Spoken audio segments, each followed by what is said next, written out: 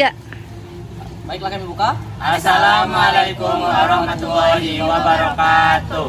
Sebelum kami memaparkan materi, alangkah baiknya Kak izin memperkenalkan diri dahulu. Nama saya Balson Kamil sebagai moderator. Saya Fitra Halil Sanjaya sebagai narator. Saya Mersela sebagai editor. Saya Fitriani sebagai kameramen 1. Saya Mertasia sebagai kameramen 2. Sebelum agar tidak berlama-lama, kita mulai saja videonya ya guys ya. Let's go.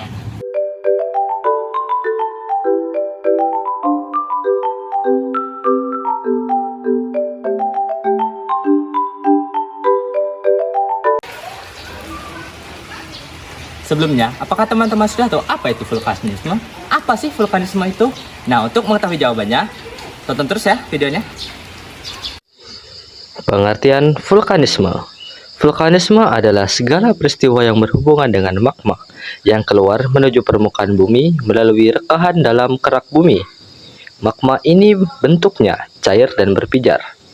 Magma bergerak naik ke permukaan bumi melalui diatrema, yaitu saluran yang mirip dengan pipa. Faktor penyebab vulkanisme. Jadi, faktor utama pada gejala vulkanisme ini adalah magma. Karena aktivitas magma itu beragam, maka menimbulkan gejala vulkanik yang beragam juga, seperti tipe erupsinya, bentuk gunung api, dan aktivitasnya. Nah, teman-teman, peristiwa vulkanisme ini memiliki gejala yang dapat diamati, yakni gejala sebelum terjadinya vulkanisme atau pravulkanisme dan gejala sesudah terjadinya vulkanisme atau pasca vulkanisme. Yang pertama, gejala pravulkanisme. Gejala pravulkanisme atau ciri-ciri dari gunung api yang akan meletus antara lain adalah: yang pertama, sering terjadi gempa; yang kedua, banyak sumber air mengering; dan yang ketiga, peningkatan temperatur di sekitar kawah; dan yang keempat, terdengar gemuruh dari dalam gunung; dan yang kelima, hewan-hewan dari puncak gunung turun ke lereng gunung. Dan gejala yang kedua adalah gejala pasca vulkanisme. Gejala pasca vulkanisme yang muncul setelah gunung api selesai meletus adalah: yang pertama, munculnya sumber air panas atau geyser; yang kedua, munculnya sumber gas atau ekshalasi seperti belerang; dan yang ketiga, munculnya sumber air yang mengandung mineral seperti belerang atau sulfur. Kalian tahu nggak sih apa itu erupsi gunung berapi? Pengertian erupsi gunung api. Erupsi adalah proses keluarnya magma dari perut bumi. Erupsi atau letusan gunung api berdasarkan kekuatannya memiliki dua macam, yaitu yang berupa ledakan atau eksplosif dan berupa lelehan atau efusif. Pengertian erupsi eksplosif. Erupsi eksplosif adalah erupsi dengan tekanan yang sangat kuat hingga menghasilkan letusan yang besar atau ledakan. Pengertian erupsi efusif. Erupsi efusif adalah erupsi dengan tekanan yang kecil sehingga hanya berupa lelehan yang berangsur-angsur keluar. Nah, dikarenakan dua tipe erupsi ini, bentuk gunung api itu sendiri menjadi berbeda-beda loh teman-teman. Secara umum, bentuk gunung api itu ada 3, yaitu perisai, mar, dan strato. Penjelasan gunung api mar. Gunung api ini terbentuk karena terjadinya erupsi eksplosif, sehingga meninggalkan kawah yang cukup besar.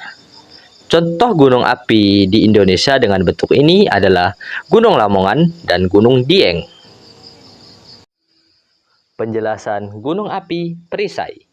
Sesuai namanya, gunung api perisai adalah gunung yang berbentuk relatif datar. Gunung ini hanya terbentuk karena erupsi efusif.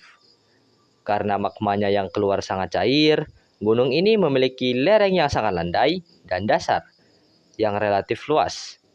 Gunung api tipe ini tidak ditemukan di Indonesia ya guys, melainkan di negara lain. Contohnya seperti Gunung Mauna Loa dan Gunung Kilauea di Hawaii.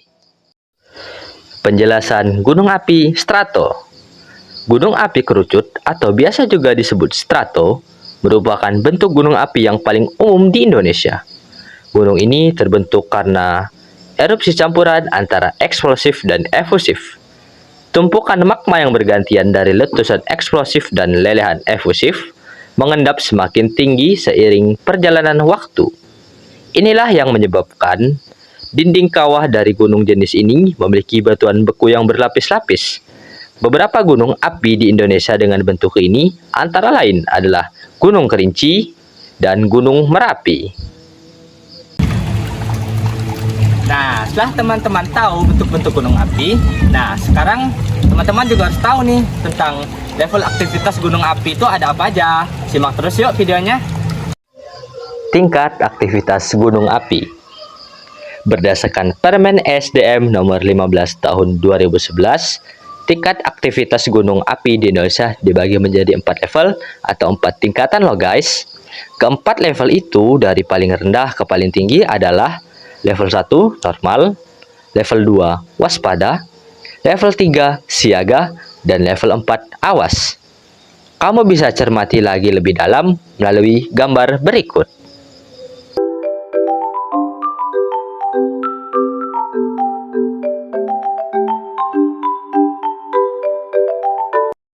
Nah, dari materi yang telah disampaikan, teman-teman pasti sudah paham apa itu vulkanisme dan gejala-gejala, serta mengetahui bentuk-bentuk gunung api dan mengetahui level aktivitas gunung api. Nah, setelah materi-materi yang disampaikan, teman-teman jadi tahu nih apa itu vulkanisme dan gejala-gejalanya, serta bentuk gunung api dan level-level aktivitas gunung api. Nah, namun hanya sampai sini saja nih materi yang dapat kakak sampaikan. Nah, maka daripada itu, saya Fitra Halis Sanjaya sebagai narator mewakili direksi yang bertugas. Kami ucapkan terima kasih atas perhatiannya dan mohon maaf jika ada salah kata. Saya akhiri, wassalamualaikum warahmatullahi wabarakatuh.